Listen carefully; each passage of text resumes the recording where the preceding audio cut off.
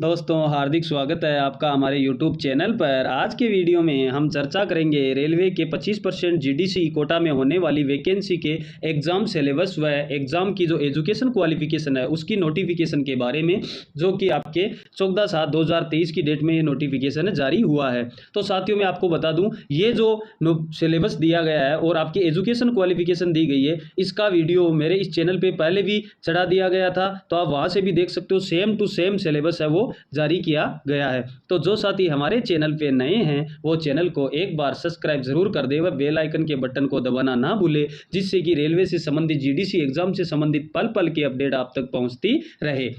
साथियों आपको वीडियो अच्छा लगे तो लाइक और शेयर जरूर करना। तो आइए हम देख लेते हैं कि क्या हम पहले देखेंगे ये चीज़, क्या जो न्यू अभ्यर्थी है वो भी इस एग्ज़ाम के लिए फॉर्म फिल कर सकते हैं या नहीं कर सकते, और हम साथ साथ ये भी देखेंगे कि क्या जितने ग्रुप है उनमें हम अलग अलग, अगर हमारी एजुकेशन क्वालिफिकेशन है, हम एलिजिबल है, तो क्या तीनों ग्रुप में अलग अलग फॉर्म फिल कर सकते हैं या नहीं कर सकते। तो हम देख लेते हैं साथियों, ये आपके जो नोटिफिकेशन जारी हुआ है ये 14 तारीख 7वां महीना और 2023 में ये नोटिफिकेशन जारी किया गया है। हम यहाँ से देखेंगे आपके भारत सरकार, गवर्नमेंट ऑफ इंडिया, रेल मंत्रालय, मिनिस्ट्री ऑफ रेलवे द्वारा, रेलवे बोर्ड द्वारा ये लेटर आपके वो जारी हुआ है। ये आपके the general manager all zonal railway है, as per standard mailing list है, जो माइलिंग लिस्ट है उसके बारे में दिया गया है।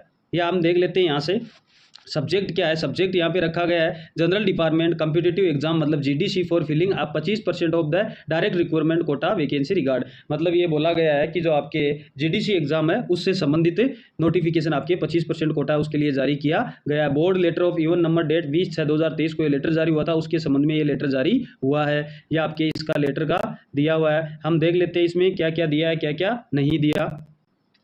ये जो आपको 20 तारीख को नोटिफिकेशन जारी हुआ था उसमें आपके दी हुई थी vacancy assistant loco pilot, technician, junior engineer, train manager.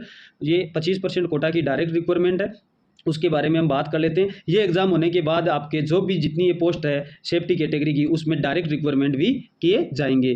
तो हम देख लेते हैं जीडीसी के बारे में क्या क्या सूचना दी गई है।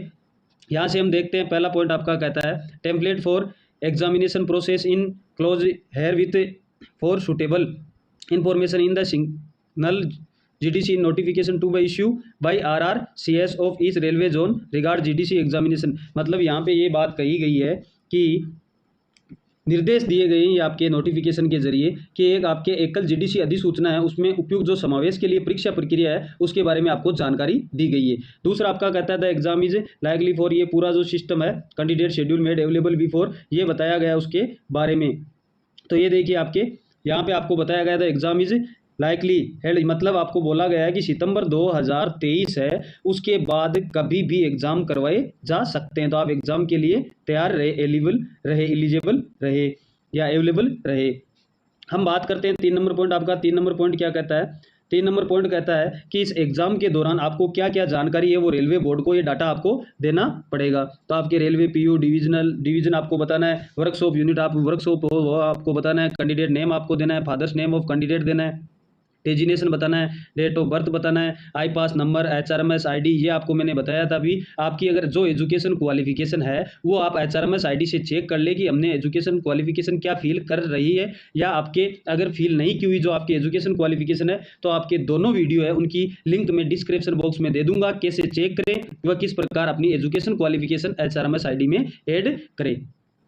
अगला दिया आधार नंबर, प्लेस ऑफ पोस्टिंग आपको बताना है, कंट्रोलिंग ऑफिसर का नाम बताना है, मोबाइल नंबर बताना है, ईमेल ID बतानी है, कम्युनिटी UR SC ST के बारे में बताना है, PWBD है या नहीं हो इसके बारे में बताना है, ये आपकी कैटेगरी है वो आपको बताना है। तो ये आपको एग्जाम ग्रुप है, ट्रेड है वो आपको बताना है, परमानेंट एंड एड्रेस, जो भी आपका एड्रेस है वो एड्रेस यहाँ पे देना है। इशू भी ई कॉल लेटर, ये मतलब कॉल लेटर के लिए चाहिए पूरा आपको, एग्जाम सिटी है वो भी आपको यहाँ पे फिल करनी है। अगला हम बात करते हैं इन्होंने क्या बोला है। अगला पॉइंट आपका कहता है nodal RRB will assist the holding GDC CBT, ये बोला गया है आपके एक कंप्यूटर बेसिक टेस्ट होगा, as per laid down process, ये पूरा बोला गया है कि CBT पे आधारित, मतलब कंप्यूटर पे आधारित आपका टेस्ट लिया जाएगा ऑनलाइन, और इसके बाद RRB केवल सूची उपलब्ध कराने के लिए जिम्मेदार होगा। उम्मीदवार अपने स्कोर के आगे की आवश्यक जो कार्रवाई है उसके लिए जोनल रेलवे को यहाँ से सकते हो। अगला हम देखते हैं, ये आपके इसका पूरा नोटिफिकेशन का जो भी दिया हुआ है वो मैटर दिया हुआ है। ये हमारी पहली जो वैकेंसी है उसके बारे में जीडीसी एलपीएन टेक्नीशियन में पहले यहीं बता दूं, जो आईटीआई वाले छात्र है वो आपके एलपी और टेक्नीशियन दोनों में एलिजिबल होंगे। अगर उनकी कट ऑफ एलपी से कम रह गई तो उनकी दूसरी प्रेफरेंस के अनुसार उनको टेक्नीशियन बना दिया जाएगा, जबकि डिप्लोमा प्लस बीटीएक वालों के लिए केवल एलपी की पोस्ट के लिए वो एलिजिबल है। अगर कट ऑफ से बाहर हो जाते हैं तो वैकेंसी से बाहर कर दिया जाता है। और मैंने आपको बताया था 12th पीसीएम वाले उनके लिए भी 2 पोस्ट है, उनके बारे में भी अभी हम यहाँ पे चर्चा कर लेंगे। तो ये आपके एलपी रहा, इसके लिए आपके 2 एग्जाम वेरीफाई कराएंगे, एक तो सीबीटी 1 होगा, एक आपका कंप्यूटर बेसिक टेस्ट होगा। और सीबीटी में 2 पार्ट होंगे और बी 2 पार्ट आपके लिए जाएंगे। और इस दोनों ये एक ही ग्रुप है, इसको एक ग्रुप बनाया गया है, इसके लिए आप एक ही फॉर्म फिल कर सकते हो। तो इसमें देखिए 2 पार्ट्स ए और बी दिया गया। ए पार्ट के लिए आपके ड्यूरेक्शन है वो 90 मिनट है और क्वेश्चन रहेंगे आपके 100 और जो पीडब्ल्यूबीडी है उनके लिए 120 मिनट रहेंगे। सिलेबस है जो आपके 2018 की वैकेंसी का था, सेम टू सेम सिलेबस रखा गया है। ये देखिए ए पार्ट के लिए आपके सिलेबस, ये आपके मैथमेटिक्स आ गई, इसमें ये जो आपके टॉपिक दिए हुए हैं वो पूरे टॉपिक आ गए। ये आपका जनरल इंटेलिजेंस एंड रीजनिंग आ गई, ये आपके जो भी टॉपिक है वो यहाँ पे आप देख सकते हो। और ये आपके आ गई basic science and engineering, basic science और इंजीनियरिंग मतलब जो आपके फिजिक्स के क्वेश्चन आते हैं न्यूमेरिकल टाइप वो, और आपके इंजीनियरिंग जो ड्राइंग होती है आईटीआई में उससे संबंधित क्वेश्चन पूछे जाएंगे। और उसका जो सिलेबस है वो पूरा आपके सामने दिया हुआ रहा। आपके आईटी लिटरेसी ये भी ईटीसी मतलब पर्यावरण शिक्षा भी यहाँ पे पूछी जाएगी। यह आपके जीके का रहा, जो करंट जीके है वो एएलपी और टेक्नीशियन में पूछा जाएगा। अब हम बात करते हैं पार्ट बी। पार्ट बी के लिए ड्यूरेक्शन है वो 60 मिनट की रहेगी और जो क्वेश्चन है वो आपके आएंगे 75 क्वेश्चन। और इसमें पासिंग मार्क क्वालिफिकेशन मार्क्स है वो सभी को 35% लाना जरूरी है। मतलब 75 में से अगर आपके 27 नंबर सही हो रहे हैं, 27 क्वेश्चन, तो आप यहाँ से पासिंग मार्क्स लाना, यहाँ से किसी भी प्रकार की कट ऑफ नहीं बनाई जाएगी। अगला हम देख लेते हैं eligible for ALP select riven trade. ये ट्रेड लिस्ट है वो आपको ट्रेड लिस्ट है अगेंस्ट इंजीनियरिंग डिसिप्लिन, ये डिसिप्लिन के अनुसार दिया गया। कैंडिडेट फॉर आईटीआई मतलब आपके बताया गया एएलपी और टेक्नीशियन की जो वैकेंसी है वो आईटीआई एक्ट और अप्रेंटिस के लिए, डिप्लोमा क्वालिफिकेशन के लिए, और 10th+2 जिसमें फिजिक्स मैंने अभी बताया था पीसीएम उसके लिए टेक्निकल की 2 पोस्ट है। एक तो आपके आ गई टेक्नीशियन 3rd सिग्नल ओनली और एक the schedule so special trade physics and math, ये 2 है आपके टेलीकॉम, और एक आपके आ गई सिग्नल वाली। ये 2 पोस्ट है, उसके लिए 12th पीसीएम वाले भी क्या है एलिजिबल होते हैं। कैंडिडेट आईटीआई एक्ट पर यह बात वही बताई गई है कि जो डिप्लोमा है उनको, डिप्लोमा और डिग्री उनको टेक्नीशियन नहीं बनाया जाएगा। अगर वो एलपी की कट ऑफ से बाहर हो जाते हैं तो वो इस वैकेंसी से बाहर कर दिए जाएंगे। अगला हम बात करते हैं द ट्रेड टेस्ट। ये आपके ट्रेड टेस्ट के बारे में बताया गया है। ये ट्रेड टेस्ट का आपका सिलेबस है, किस किस ट्रेड के लिए क्या क्या ट्रेड आएगा। इलेक्ट्रिकल इंजीनियर के लिए ये आपके ट्रेड रहेगी, इलेक्ट्रॉनिक्स इंजीनियर के लिए ये ट्रेड रहेगी, मैकेनिकल इंजीनियर एंड कम्युनिकेशन ये वायर स्ट्रीम के लिए, फिटर मैकेनिकल मोटर व्हील ये आपके ट्रेड रहेगी। और 4 नंबर ये ऑटोमोबाइल इंजीनियर के लिए आपके ये ट्रेड रहेगी। और आपके ऐसी 10+2 पीसीएम वालों के लिए फिजिक्स एंड मैथमेटिक्स से संबंधित ट्रेड रहेगी। ये आपका आ गया कंप्यूटर बेसिक एप्टीट्यूड टेस्ट है वो आपका साइको टेस्ट है, उसके बारे में दिया गया है जिसमें 42 मार्क लाने जरूरी होते हैं। ये आपके 5 सीरीज आती है, उसके बारे में हम बाद में चर्चा कर लेंगे। अगला हम देखते हैं, ये आपके आरडीएसओ की जानकारी दी गई है। 30% ये बोला गया है यहाँ से कि आपके जो सीबीटी है उसका 70% पार्ट वो लिया जाएगा और सीबीटी 2 है जो आपका साइको टेस्ट होगा उससे 30%, दोनों को मिलाकर 100% से आपकी एएलपी और टेक्नीशियन की कट ऑफ बनाई जाएगी। अगला हम देख लेते हैं पोस्ट प्रेफरेंस डिटेल आपको देना है। आपको यहाँ पे कैटेगरी नंबर देना है कि आप किस कैटेगरी में फॉर्म फिल कर रहे हो, आपकी डेजिग्नेशन क्या है, डिपार्टमेंट क्या है और आपकी प्रायोरिटी क्या है। और यहाँ से आपको एग्जाम ग्रुप भी बताना है, आप किस एग्जाम ग्रुप के लिए फॉर्म फिल कर रहे हो।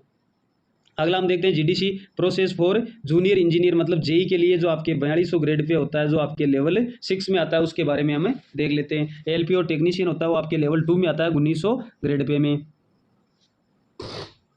तो आइए हम देख लेते हैं जेई के लिए। ये देखिए आपके जेई के लिए है वो सीबीटी 1 होगा ओनली फॉर, फिर बाद में आपके डॉक्यूमेंट वेरिफिकेशन मेडिकल एग्जामिनेशन होगा और उसके बाद सेलेक्ट हो जाएंगे एज पर मेरिट के अनुसार। ड्यूरेक्शन आपके दिया गया 120 मिनट का टाइम रहेगा, आपके पास 150 क्वेश्चन रहेगी और पीडब्ल्यूबीडी के लिए 160 मिनट रखी जाएगी। सिलेबस आपके जो सामने दिया गया है ये आपका सिलेबस रहा।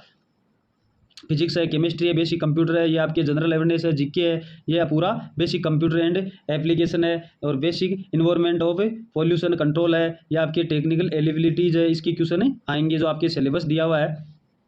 ये आपके जीके, ये आपके फिजिक्स 10th लेवल की फिजिक्स एंड केमिस्ट्री, ये आपके पूरा सिलेबस आपके सामने दिया हुआ रहा। ये आपका जूनियर इंजीनियर के लिए, और ये क्या क्या सब्जेक्ट है जनरल अवेयरनेस के आपके 15 क्वेश्चन आएंगे और आपको 15 नंबर रहेंगे। फिजिक्स और केमिस्ट्री के 15 क्वेश्चन आएंगे, 15 नंबर के होंगे। ये बेसिक कंप्यूटर एंड एप्लीकेशन के 10 क्वेश्चन आएंगे, 10 नंबर रहेंगे। Basic environment and pollution control के 10 क्वेश्चन आएंगे और 10 नंबर रहेंगे।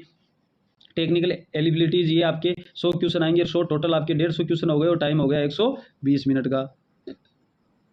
ये बोला जा रहा है अगर रेलवे द्वारा कोई भी नोटिफिकेशन निकाला जाए तो इसका CBT 2 भी करवा सकते हैं, अन्यथा CBT 1 ही होगा। तो आप टेंशन ना ले, CBT 1 ही होगा। ये आपके मैकेनिकल इंजीनियर, और ये आपके पूरा दिया गया रहा। ऑटोमोबाइल इंजीनियर है, मैकेनिकल इंजीनियर है, इसका जो भी ट्रेड उसके बारे में बताया गया है, किस किस ट्रेड का क्या क्या सिस्टम है। सिविल इंजीनियर के सिविल एंड एलाइड इंजीनियर है, उसके बारे में दिया गया है। BSc इन सिविल इंजीनियर के लिए 3 ईयर जो ड्यूरेशन है उसके बारे में बताया गया है। ये आपके नॉर्मलाइजेशन ऑफ मार्क दिया गया है कि सभी में नॉर्मलाइजेशन मार्क किए जाएंगे। और यहाँ पे आपको मैं बता दूं इसमें माइनस मार्किंग भी रखी गई है GDC के एग्जाम में भी, जो कि आपके नीचे दिया गया रहेगा। ये आपके नॉर्मलाइजेशन का जो मेरिट इंडेक्सन होता है उसके अनुसार ये मेरिट निकाली जाएगी। इसमें भी आपको कैटेगरी नंबर चूज करना है, डेजिग्नेशन भरना है, डिपार्टमेंट भरना है और आपकी प्रायोरिटी और एग्जाम ग्रुप आपको भरना है। अगला हम देखते हैं आपके गुड्स, जो आपके GDC जो प्रोसेस है for goods and train manager. पहले ये आपके गुड्स गार्ड इनका नाम हुआ करता था, लेकिन अब रेलवे ने नाम बदलकर क्या कर दिया है, ट्रेन मैनेजर। तो इसके बारे में हम देख लेते हैं। ट्रेन मैनेजर का जो सिलेबस है और एजुकेशन क्वालिफिकेशन है उसके बारे में हम बात कर लेते हैं। ओनली सिग्नल ऑनलाइन एप्लीकेशन, मतलब आप यहाँ के लिए एक लिंक है उसके द्वारा एक ही एप्लीकेशन डाल सकते हो। मैंने बता दी 3 ग्रुप है, तीनों में अगर आप एलिजिबल है तो तीनों ग्रुप में आप अलग अलग फॉर्म फिल कर सकते हो। तो इसका देख लेते हैं हम सिलेबस। एग्जाम ड्यूरेशन है वो आपका रहेगा 90 मिनट का और टोटल क्वेश्चन रहेंगे 100, जिनमें जनरल अवेयरनेस 40 का, मैथमेटिक्स 30 और reasoning 30। The examination during will be 120 minute for ये PWBD के लिए आपको टाइम 120 मिनट दिया जाएगा। द सेक्शन वाइज अबाउट ये आपका पूरा मैट्रिक क्वेश्चन पेपर है उसके बारे में बताया गया है। ये द स्टैंडर्ड क्वेश्चन है। The CBT will be general confirmation education standard, ये आपके पोस्ट के लिए एजुकेशन स्टैंडर्ड का बोला गया है। और ये आपके ऑब्जेक्टिव टाइप सभी क्वेश्चन होंगे उसके बारे में बोला गया है। और ये भी बात बताई गई है जो आपके इसमें जो आपके सिलेबस है उसमें मैथमेटिक्स है उसमें ये टॉपिक इनको शामिल किया गया है। और जनरल जो आपके रीजनिंग है उसमें ये टॉपिक शामिल किए गए। जनरल अवेयरनेस में आपके ये जो टॉपिक है वो पूरे शामिल किए गए हैं। तो आप ही इस एग्जाम सिलेबस के अनुसार अभी से तैयारी करना स्टार्ट कर दो। अब आपको जनरल इंट्रोडक्शन दिए गए तो इनके बारे में हम बात कर लेते हैं। पहला आपका क्या कहता है, the trade exam group is to be specified by employ having ITI act apprentice diploma engineer qualification. जो आपकी ट्रेड है उसके बारे में बताया गया है कि इंजीनियरिंग के लिए आपको ये ट्रेड है वो आपको योग्यता है वो लागू की जाएगी। दूसरा आपका पॉइंट क्या कहता है, आपको यहाँ से देखना है कि आप इस पोस्ट के लिए एलिजिबल हो तब भी आपको फॉर्म फिल करना है, अन्यथा आपका फॉर्म कैंसिल कर दिया जाएगा। तीसरा पॉइंट आपका क्या कह रहा है कि आपके मिनिमम परसेंटेज मार्क है वो एलिजिबल है। आपको पास आउट के लिए UR के लिए सभी में 40% लाना, EWS के लिए 40, OBC के और SC के लिए 30%, ST के लिए 25% और PWD वालों को 2%। अगर कम भी आएंगे तो उसको पास आउट मान लिया जाएगा, लेकिन कट ऑफ है वो आपके जो परसेंटेज है उसके आधार पर ली जाएगी। There will be negative marking, minus marking रखी गई है 1/3। द PWBD कैंडिडेट शेड्यूल को प्रोवाइड, आपको ये आप PWBD हो तो आप यहाँ पे सूचना जरूर दीजिए। अगला हम देखते हैं द केस ऑफ 2, मतलब candidate sharing marks merit position sole with direction. ये बोल रहा है अगर समान अंक आते हैं तो जिसकी डेट ऑफ बर्थ ज़्यादा होगी, हाई होगी, उसको पहले मेरिट में लिया जाएगा, या अल्फ़ाबेट के अनुसार A to Z के अनुसार इसकी मेरिट में उसका नाम पहले दिया जाएगा। ये सेम नंबर आ जाते हैं, तब बात की है रेलवे ने। अगला हम देखते हैं, ये दिया गया कैंडिडेट मतलब रिक्तियों के अनुसार डॉक्यूमेंट वेरिफिकेशन के लिए कैंडिडेट को बुलाया जाएगा। और अगला आपको दिया गया है ये मेडिकल फिटनेस है जो आपके उसके बारे में दिया गया है। शैक्षिक और आपके अंतिम जो सत्यापन है तभी उसको क्या माना जाएगा, उत्तीर्ण माना जाएगा। अगला आपके दिया गया है उम्मीदवार को कॉल लेटर वो आपके जारी कर दिया जाएगा। कॉल लेटर में पूरी सूचना दी जाएगी, वो आप जरूर पढ़े। ये आपके कॉल लेटर का दिया गया है, इसमें पूरा आपको पढ़कर जाना है एग्जाम देने के लिए। तो ये आपके पूरा जो रेलवे का सिस्टम है उसने अपना नोटिफिकेशन जारी कर दिया गया है। तो अभी से आप तैयारी स्टार्ट कर दो, और आपको किसी भी प्रकार की जीडीसी से संबंधित अपडेट चाहिए तो वो आपको अपडेट दे दी जाएगी। मैं आपको और बताता हूँ, HRMS ID पे आप अपने डाटा ज़रूर चेक कर लें, जिससे कि आपको पता चल जाए आप इस एजुकेशन क्वालिफिकेशन के लिए एलिजिबल हो या नहीं हो, या आपके डॉक्यूमेंट वेरिफिकेशन के लिए पूरा दिया गया है।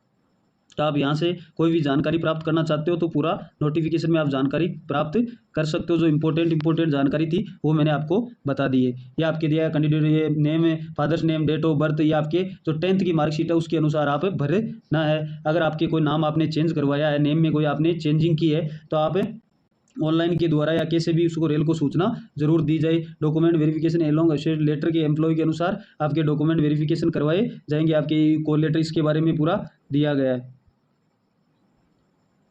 लास्ट नंबर आपका पॉइंट क्या कहता है कि आरआरसी इस अधिसूचना के तहत आवश्यक और लागू होने पर भर्ती के नियमों और शर्तों में किसी भी बाद में कोई भी परिवर्तन व संशोधन शामिल करने का अधिकार का सुरक्षित रखता है। आरआरबी है वो कुछ भी इसमें परिवर्तन कर सकती है। और ये कह रहा है जो भी नियम है वो आपको सही फॉर्म फिल करना है, नहीं तो आपको भुगतना पड़ेगा। तो ये आपका था नोटिफिकेशन जीडीसी के लिए। तो अभी से आप स्टार्ट हो जाओ, और जो सर्विस है उसके बारे में अभी तक कोई नोटिफिकेशन नहीं आया। कल जो आपका